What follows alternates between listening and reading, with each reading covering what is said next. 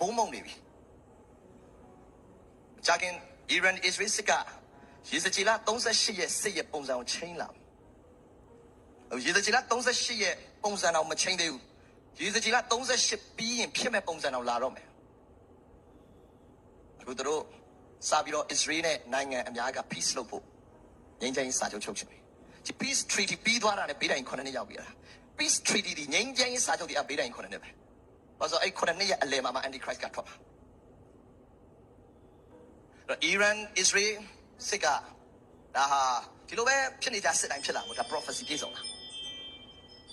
ဒါရေစကြည်လ38အငယ်1နဲ့3 4 5ရဲ့ prophecy ကိုပြောင်းရွှေ့လာတာကျန်တဲ့နိုင်ငံနဲ့တိုက်လို့ရတယ်နည်းနည်းစောင့်လို့ရတယ်ဒါပေမဲ့ Iran နဲ့ထပ်ဖြင့်စောင့်လို့မရတော့ဒါရေစကြည်လ38ကိုရွှေ့လာလိမ့်မယ်အဲ့ဒီရဲ့ရလက်က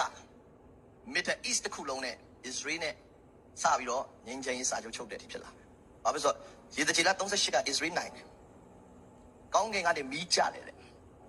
ကျွန်တော်ကျန်တာဖတ်တော့အဲ့မီးကိုဗာမီးလဲကျွန်တော်မှန်းလို့ခတ်တယ်အခုတော့ကျွန်တော်သဘောပေါက်လာဗာမီးကြလဲဆိုတာအဲ့တော့တမန်ကျန်တာက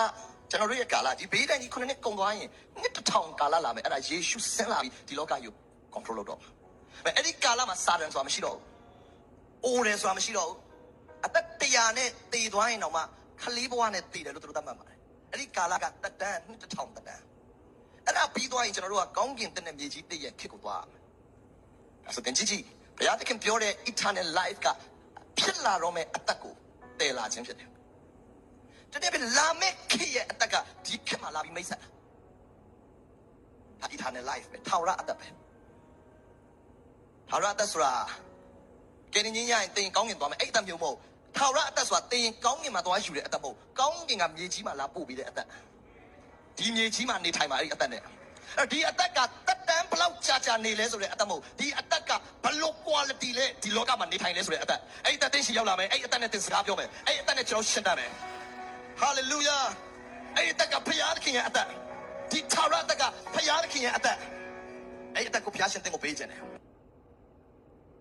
If you've ever